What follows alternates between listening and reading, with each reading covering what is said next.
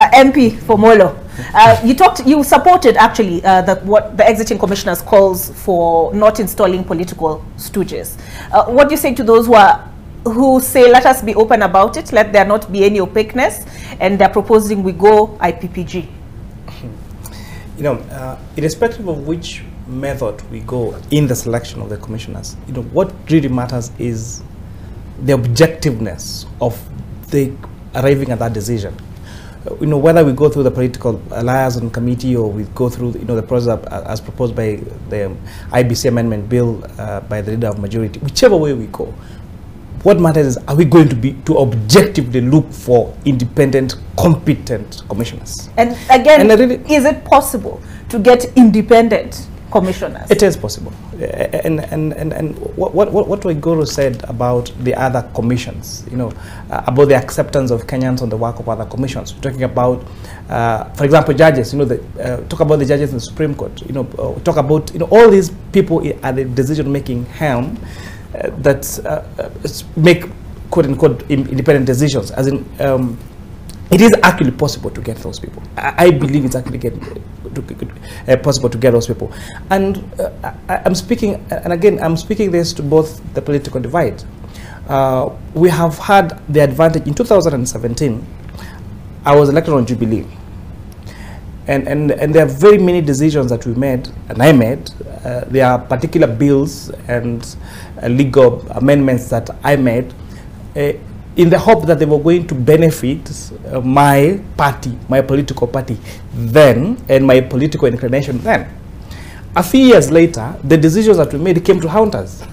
Because now, when Jubilee was invaded by our Azimio brothers and sisters, and then we became outsiders in our own party, we found that the decisions that we had made in our political party came to haunt us. And the other people now, the decisions that they also made have also come to haunt them. Now, the others that were outside now have come back to power. So this is why I'm really persuading my brothers across the political divide. We don't know how things will go tomorrow. You know, against all odds, it is president true to the president. It could have gone whichever way. Remember, even the difference in number of votes was, you know, like 200,000 votes, which were it not for the last minute campaigns and the flipping of the likes of Moses Wetangula to our political side, who was on the other side, it means it could have easily gone whichever way. So let us make laws, let us make decisions for prosperity of this nation. And I've issued a public apology before, and I want to apologize again. I made decisions that I thought were going to persuade my political wing then, only for those decisions that I made to come and haunt me when a change comes.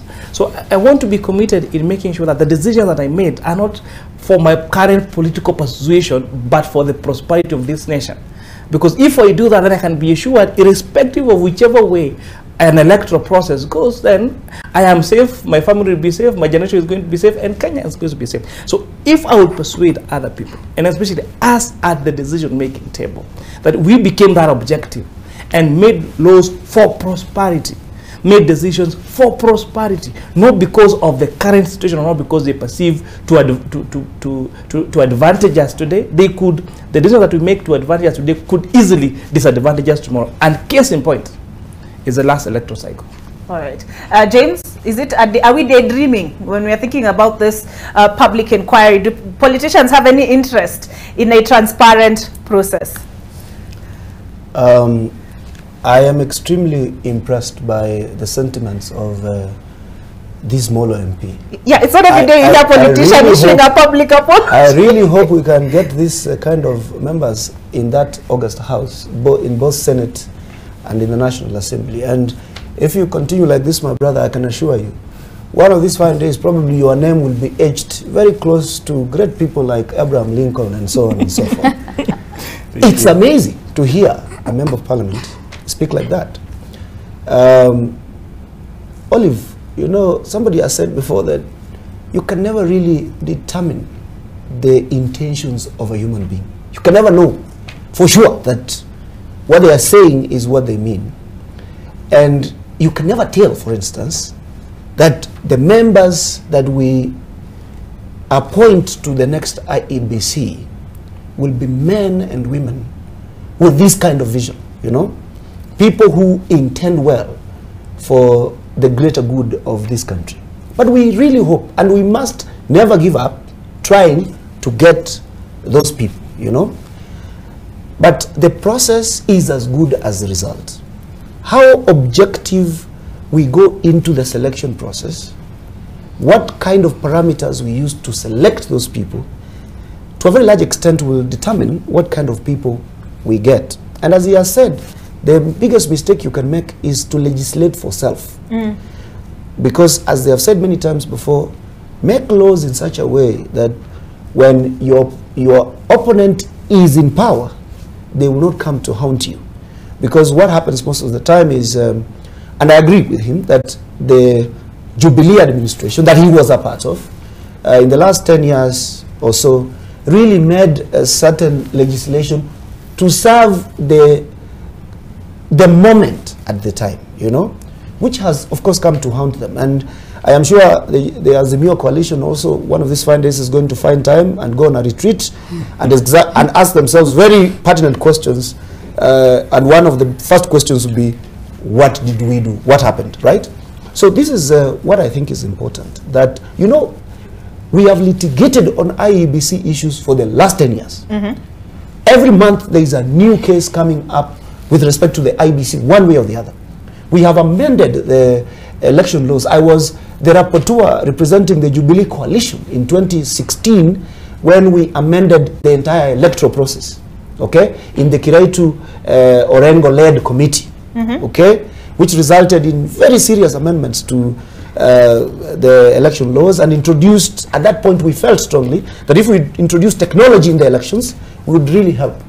But then we have come to realize later that the technology is as good as the user, okay? Even if you have all the technology, and then you have a human being behind it who decides to make it fail, it will fail, okay? If he wants to make it work, it will work, and so on and so forth. So this is something I need Kenyans to understand, and I borrow it from, or I am motivated by the words I've heard from this member of parliament, that, look, Kenyans are more than 50 million right now. We have an adult population probably of about 30 million, and these are tentative figures. You're extrapolating. In the last election, we registered 21 million voters. So 30 million people automatically weren't going to participate in the election in terms of voting. But out of the 21 million we registered, only 14 million turned out to vote.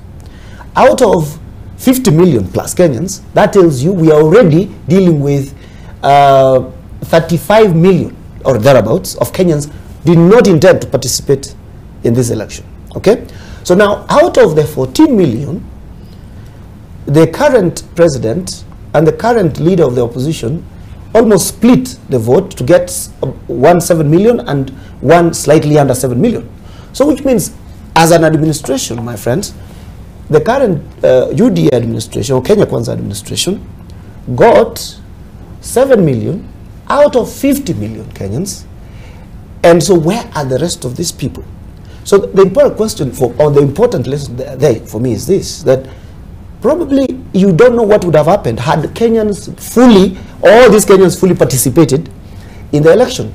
And so now that His Excellency William Ruto is the president, and I've seen him start making extremely beautiful moves. For this past week, he's been going to places that otherwise he wouldn't be going to.